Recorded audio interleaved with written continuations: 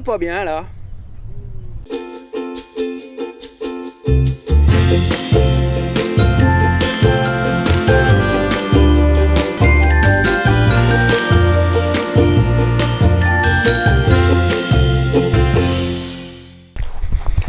Salut à toi amateur ou passionné de maisons sur roue, bienvenue dans ce nouvel épisode et aujourd'hui tu nous accompagnes dans la Drôme. Pour être précis, nous sommes sur un spot Park Fortnite au-dessus de Dieulefit et juste à côté du petit village médiéval de Poët-Laval. Alors nous sommes arrivés en milieu d'après-midi puis nous avions pas mal de choses perso à faire. Donc finalement nous avons attendu presque le coucher du soleil avant de mettre le nez dehors et franchement, eh bien c'est une bonne idée parce que ça va être superbe. On est deux là, il y a un Mercedes Vito qui est posé avec nous sur un grand parking. On va être tranquille, ça va être une super soirée. Je te montre ça. Et puis demain, je sais pas, que demain, on verra. Oui. On improvise, comme d'hab. Exactement. Je te montre les petits couchers de soleil. Et bienvenue donc avec nous, Éléonard.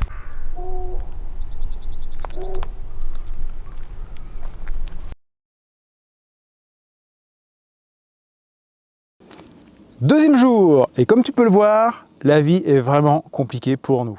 Alors, petit imprévu, il ne faut pas oublier que nous sommes encore de jeunes padawans dans le monde du camping-car.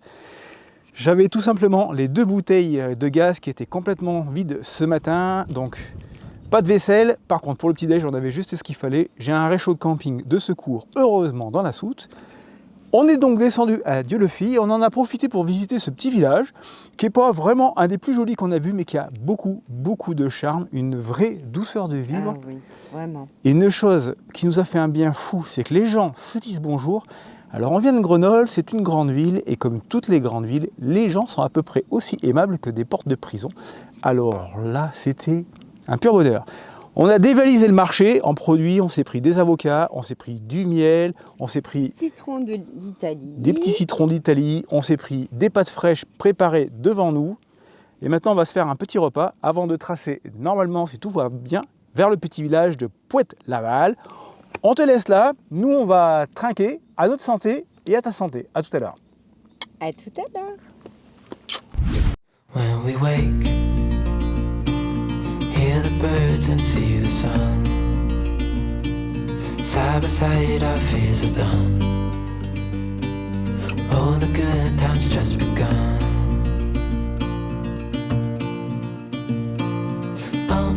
We know what we have, let's hold on tight. Found what we're looking for in life. Call us crazy, but things are finally right. With you and I, the future is bright.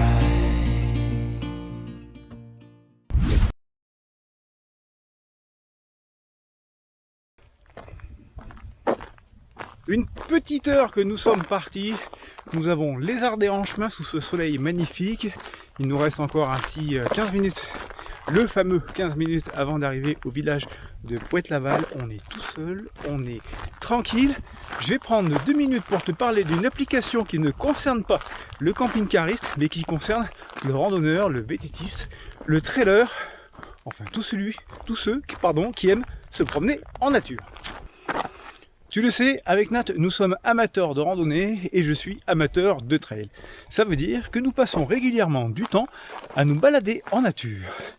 Et ça, sans quasiment jamais se perdre, c'est tout simplement grâce à une application qui s'appelle Iphigénie. Si tu nous suis, tu le sais aussi, je suis un ancien militaire, ce qui veut dire qu'au niveau cartographie et maniement des cartes papier, je suis plutôt à mon aise. Maintenant, voilà.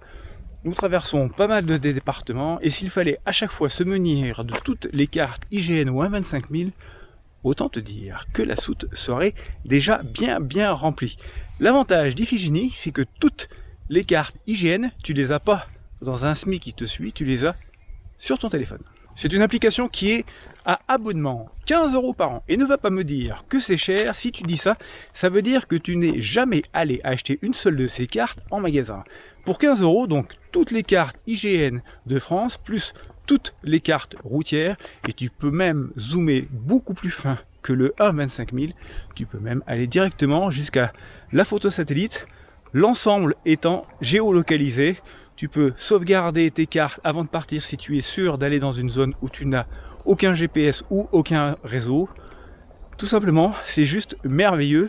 C'est super pratique. Tant qu'à être complet, je n'ai pas de partenariat avec cette application, mais quand quelque chose est bien, il faut savoir le dire. Allez, nous sommes arrivés à l'entrée de Pointe-Laval, ça a l'air superbe.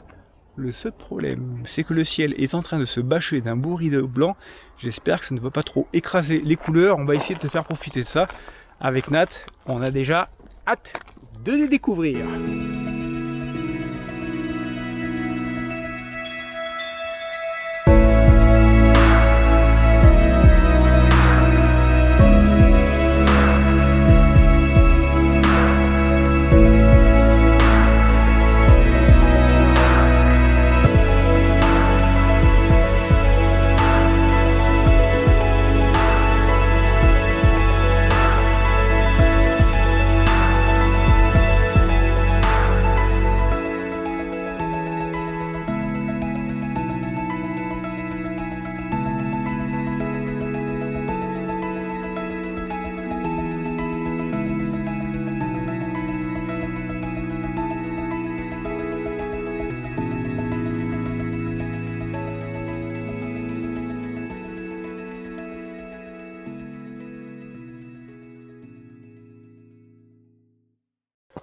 Nous sommes sur le retour vers Léonard, fin de la balade.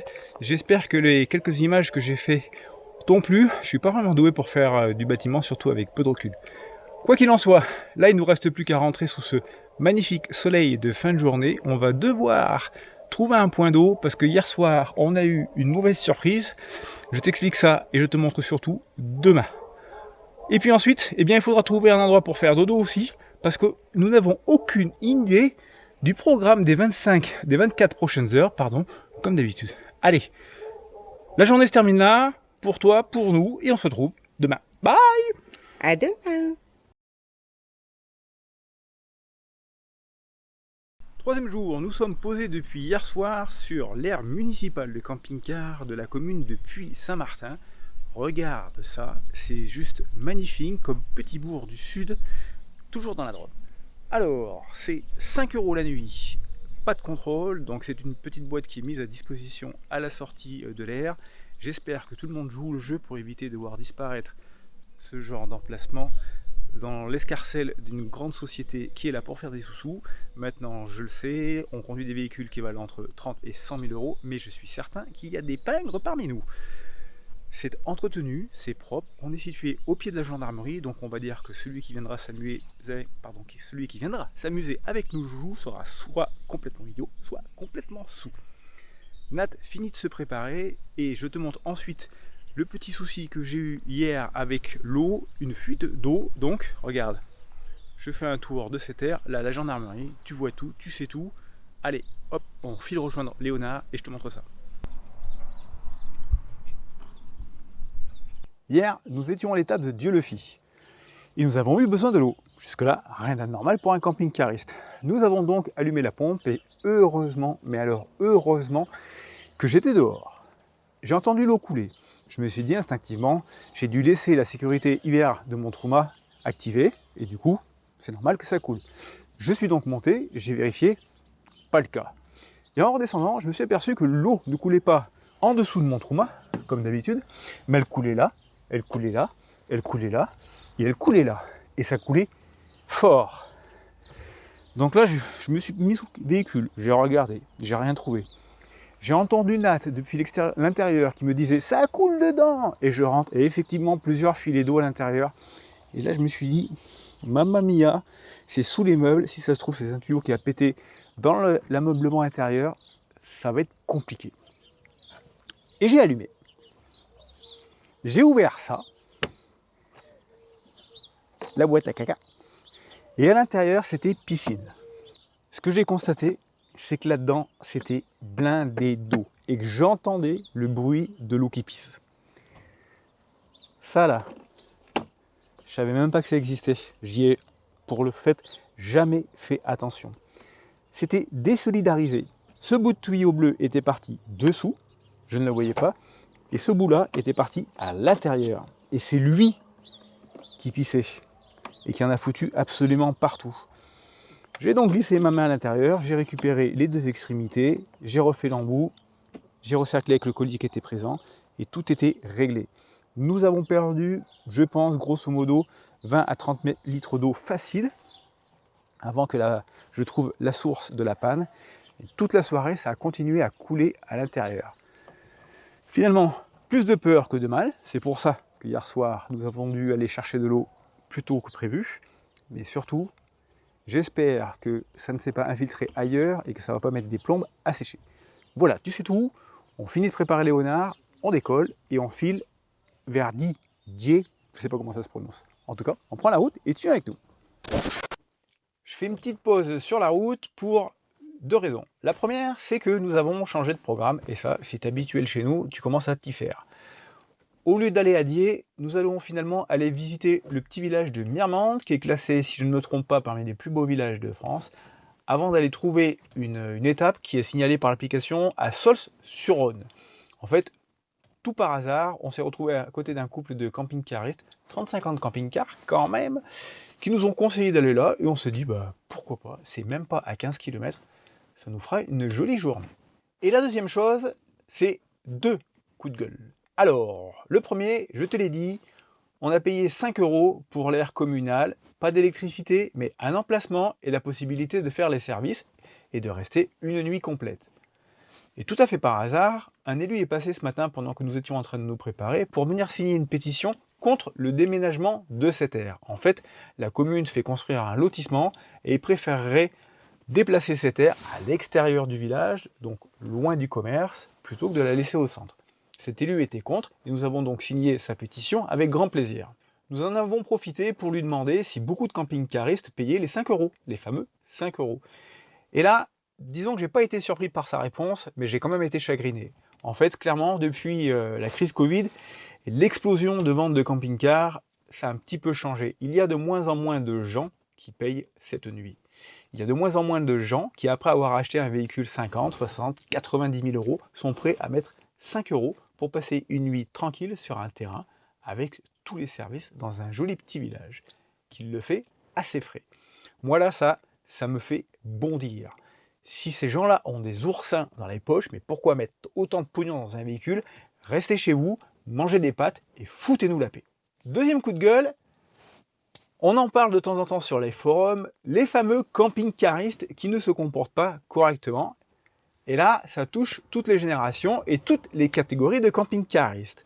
Et je crois que ce matin, avec Nat, nous avons vu celui que nous pouvons appeler avec affection le gros con du jour. Le gros con du jour, si tu te reconnais, tu conduis un gros intégral Hummer, tu viens de Haute-Savoie, tu es, je pense, retraité depuis quelques années. Et qu'est-ce que tu as fait, gros con du jour, ce matin avant de partir? Je t'ai vu faire, tu es sorti, tu as ouvert ta vidange d'eau grise sur ton emplacement, tu es monté et tu es parti en faisant couler consciencieusement ton eau grise tout le long jusqu'à la route, alors que à même pas 10 mètres de ton emplacement, tu as le fameux air de service offert par la commune. Donc là, je crois que là, on tient un champion du monde. En tout cas, c'est la première fois que je voyais ça. Et sur le coup, j'ai tellement été bluffé que je sais pas, j'ai pas réagi autrement. J'ai même pas sauté de Léonard pour aller le voir. De toute manière, je n'aurais pas pu. Il était déjà sur la route, le temps que je percute. C'est juste débile, mais c'est profondément débile. Donc voilà, je voulais te parler de ça, t'inquiète pas, je reste de bonne humeur, la journée est parfaite niveau temps, on est en amoureux, on se régale, et tu continues avec nous.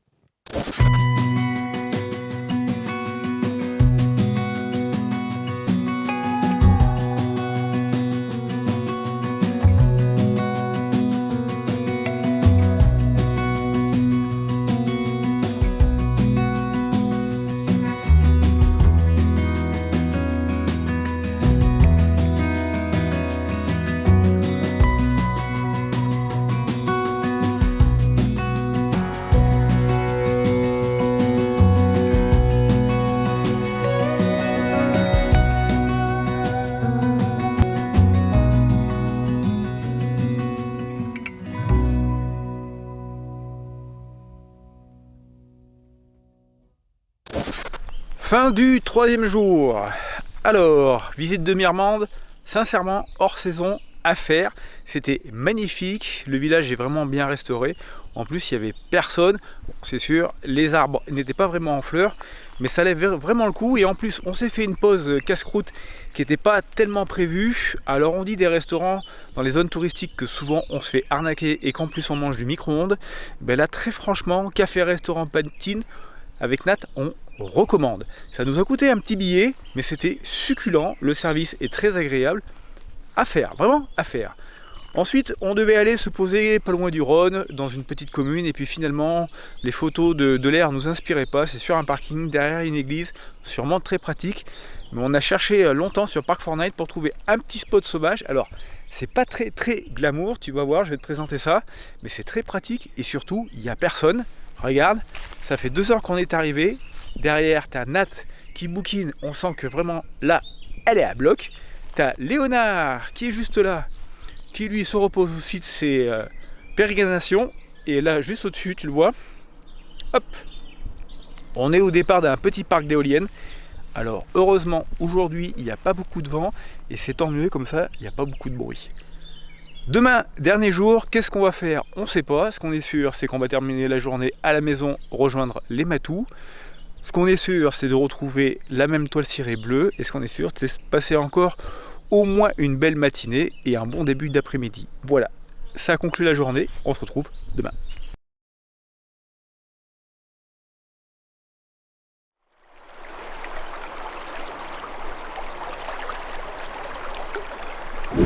Dernier jour, nous avons bougé de notre spot auprès des éoliennes sur le col situé entre Marsanne et Mirmande. Nous avons trouvé tout à fait par hasard, et c'est là que l'application dont je t'ai parlé hier, Iphigénie, a toute son utilité, un chemin de rando le long de la Drôme, entre Livron-sur-Drôme et Cré, dans la réserve naturelle des ramières du Val de Drôme. Je n'ai rien oublié, champion du monde. Parfait. Le temps est pas superbe, c'est un petit peu bâché, mais il fait beau, il n'y a personne, juste les oiseaux et nous, la nature. Toujours splendide, même sans ses feuilles, elle reste magique et jolie. Ça sera donc notre dernière sortie avant d'aller faire les services, puisqu'on est obligé de les faire à chaque fois avant de rentrer chez nous. Et puis tranquillement reprendre la route de la région grenobloise avant de remonter en Chartreuse. J'espère que cette escapade t'a plu. En tout cas, nous, elle nous a fait un bien fou. Les 3 premiers mois de 2022 ont été compliqués niveau boulot pour Nat et moi, et on en avait bien besoin de ce petit break. Le prochain, normalement, dans un mois. On croise les doigts, et où nous allons aller, aucune idée, comme d'hab. On improvise. On improvise. Voilà, on se laisse là, nous on profite de notre rando, on a encore pour 2 petites heures avant de rentrer et de rejoindre Léonard. Merci à toi, on se retrouve bientôt, et en attendant, salut à tous.